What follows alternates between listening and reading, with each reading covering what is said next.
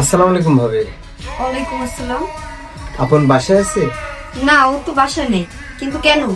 ভাবি, ওকে সকাল থেকে কল দিতেছি কিন্তু ওর ফোন বন্ধ বলতেছে, তাই বাসায় আসলাম। ও কোথায়? ফোন বন্ধ পাইতেছেন, হয়তো কোনো কারণে ফোনটা বন্ধ করে রাখছি। আর তাছাড়া ওকে এত খুঁজতেছেন কেন আপনি? ভাবি, একটা প্রোগ্রাম ছিল, আমরা ফ্রেন্ডরা মিলে একটু ঘুরতে যাব, তার জন্য ওকে ডাকতে আসছিলাম। আপনারা ঘুরতে যাবেন তো যান না। আপনাদের কি ঘুরতে যাওয়াটা ও আটকে রাখছে নাকি? আপনারা কেন বারবার ওকে ডাকাডাকি করেন? ওর তো একটা সংসার আছে, তাই না?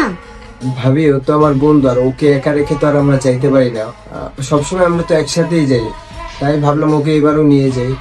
আগের সাবজেক্ট বাদ দেন। আগে ও বিয়ে করে নাই, আর এখন ও বিয়ে করছে, ওর একটা সংসার আছে।